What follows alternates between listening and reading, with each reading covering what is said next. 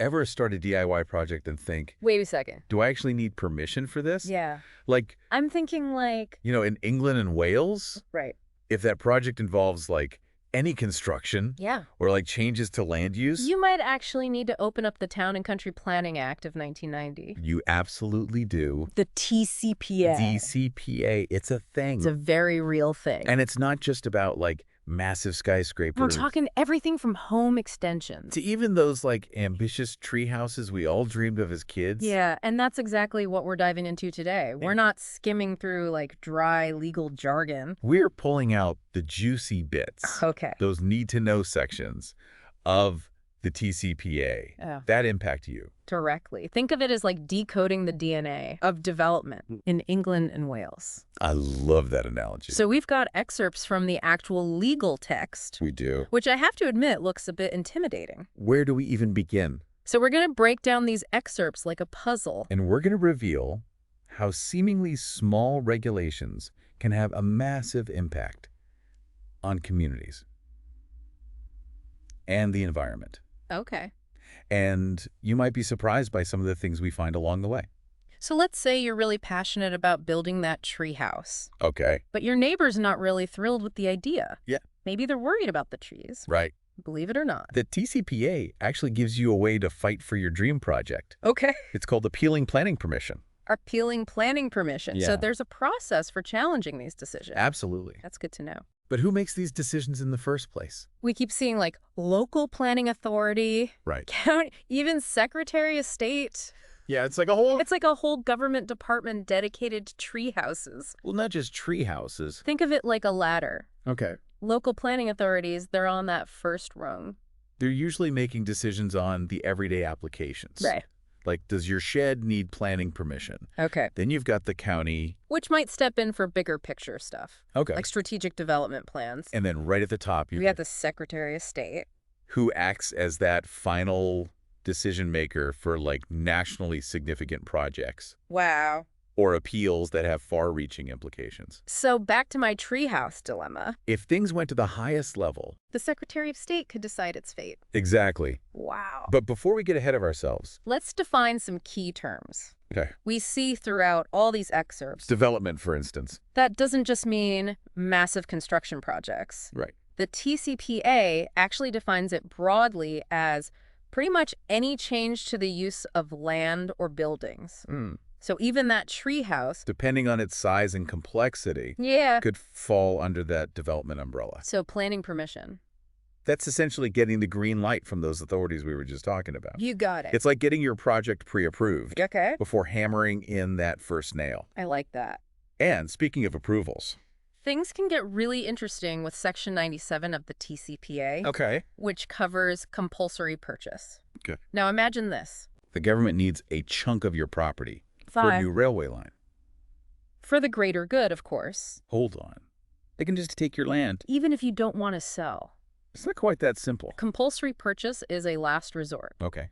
and the TCPA lays out specific criteria that have to be met. Mainly that the project has to provide a significant public benefit Right. and crucially... The landowner has to be fairly compensated, Okay. and not just financially. But also for any potential losses or disruptions caused by having to relocate. Okay.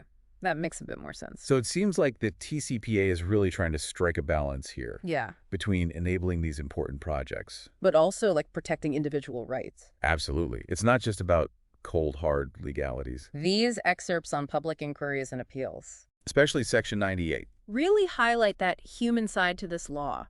Okay. It ensures that individuals and communities have a voice. Especially when these big projects are in the works. They can raise concerns directly with the Secretary of State. Wow. They can participate in public inquiries, They can even challenge decisions. making sure that their perspective is considered. So it's not just developers and government officials calling the shots here. Exactly. There's a process for everyday people to weigh in. Exactly. And sometimes, People might unknowingly stumble into a planning predicament. okay, That's where Section 73A comes in. it deals with those oops moments. Oh, When someone builds something without realizing they needed permission in the first place. we've all been there. Right. Maybe not with a whole building, but Maybe not on the same scale. you get the idea. Section 73A basically lays out how the TCPA handles these situations. And let's just say it's always better to check those requirements first. You might have to make changes. Right. You might have to apply for retrospective permission. Oh. Or even in some cases. Case enforcement action. Yeah. So we've talked about appealing decisions. And even what happens when, like, things go a bit sideways. Right. But there's also a way for communities to get involved in planning. Before things get built, right? Absolutely. You mentioned neighborhood development orders earlier. Yeah. Those sound kind of fascinating. They really are. So imagine. A group of residents coming together. Okay. And they say, this is what we want our neighborhood to look like. Sections 61E to 61Q of the TCPA. Give communities that very power. They can set out their own planning rules. For specific areas. Okay. Like imagine deciding on the size and style of new buildings, Right. protecting green spaces, Right. encouraging affordable housing. So it's not just about reacting to development proposals. It's literally shaping the vision of an area from the ground up. Yeah, That's a game changer. absolutely. And a great example of this, Is the neighborhood development order? that was implemented in the town of Tattenhall in Cheshire. Okay. Residents there wanted to protect the town's unique character. And ensure that any new development fit in seamlessly Right. through that neighborhood development order process. They established these really clear guidelines for things like building materials Okay. and design, So any new construction enhanced. rather than detracted from the town's charm. That's incredible. It really shows how the TCPA With all its complexities? can really empower communities. Absolutely. And that's what makes this whole deep dive so fascinating. We often think of laws as these, like, rigid, Yeah. top-down structures, That the TCPA particularly with sections like these covering neighborhood development orders, shows how it can be a tool for positive change. driven by the people who live and breathe these communities. Right. It's like giving people a voice Yes. and a toolkit. to shape their own environments. Exactly. And that brings us to the heart of why the TCPA matters. To each and every one of us. Okay. It's not just about bricks and mortar. It's about how we want to live, Right. how we want to work,